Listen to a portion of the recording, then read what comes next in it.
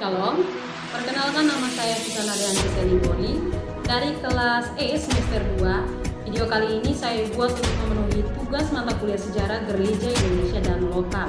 Dalam materi ini saya akan membahas tentang sejarah masuknya aliran Pentakosta di Indonesia.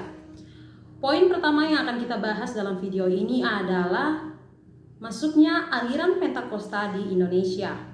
Gerakan Pentakosta masuk ke Indonesia pada tahun 1922 yang dibawa oleh dua orang dari Amerika asal Belanda bernama C.E. Groesbeck dan Dr. Van Claveren.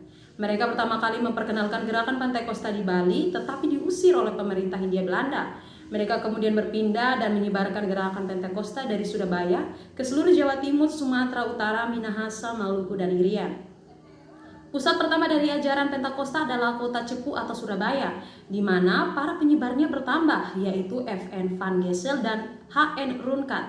Pusat kedua ialah Temanggung, Jawa Tengah. William kemudian menyebarkan ajaran Pentakosta di dalam kelompok persekutuan doa yang kemudian anggota-anggota kelompok doa ini menjadi salah satu pemeran penting dalam penyebaran gerakan Pentakosta di Indonesia. Pusat ketiga yaitu di Bandung dengan tokoh perintis J. Tyson. J. Tyson adalah seorang Zendeling Mennonite yang tertarik dengan ajaran Pentakosta yang kemudian menjadi penginjil Pentakosta sampai akhir hayatnya. Kelompok-kelompok yang tertarik dengan ajaran Pentakosta adalah golongan Indo-Eropa yang selama ini tidak mendapat perhatian dari gerejanya, kemudian orang Tionghoa, serta para warga suku-suku yang sudah dikristenkan seperti Minahasa, Maluku, dan Batak.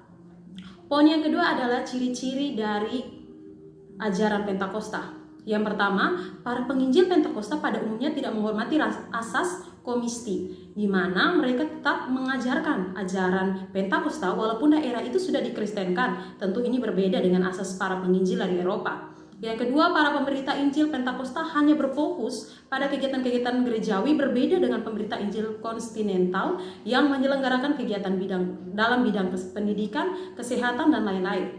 Yang ketiga, karya penginjilan oleh tokoh-tokoh Pentakosta merupakan karya yang relatif murah. Mengapa? Karena penyelenggaraannya tidak menuntut gereja untuk menanggung beban berat di dalam bidang keuangan. Poin yang ketiga adalah perpecahan ajaran Pentakosta.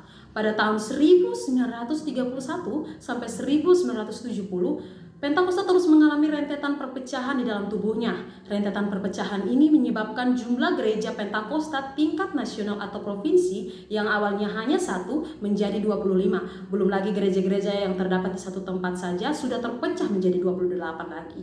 Perpecahan ini terjadi karena perselisihan pendapat dalam gereja Pentakosta sendiri. Ada beberapa penyebab terjadinya perpecahan, yaitu yang pertama perbedaan ajaran tentang Jesus only, di mana adanya pro dan kontra yang menganggap nama Yesus mencakup ketiga pribadi Trinitas, sehingga baptisan sudah cukup kalau dilakukan dalam nama Yesus saja.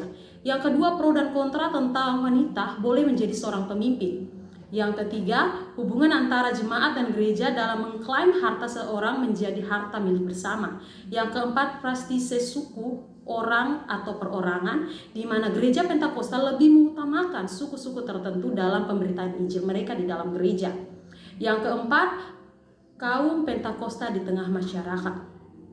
Pada awal kemunculannya kaum Pentakosta ditolak oleh masyarakat luas karena dianggap fanatik, merasa paling benar dan emosinya kelewat meluap-luap dan tidak stabil. Sementara itu, kaum Pentakosta pun menolak, mencela masyarakat luas sekitar, sehingga mereka dan menganggap mereka adalah orang-orang duniawi yang jahat, tersesat tanpa harapan dan seterusnya. Dalam suasana seperti ini wajar bila kedua belah pihak tidak akur. Tetapi lambat laun gerakan Pentakosta mulai menarik minat masyarakat dengan ekonomi lemah untuk masuk ke dalam persekutuan mereka.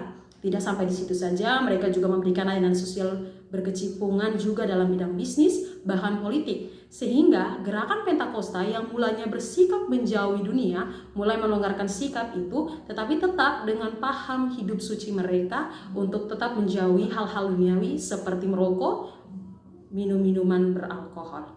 Demikianlah video kali ini saya buat. Semoga video ini bisa bermanfaat untuk menambah wawasan kita. Sekian dan terima kasih. Shalom.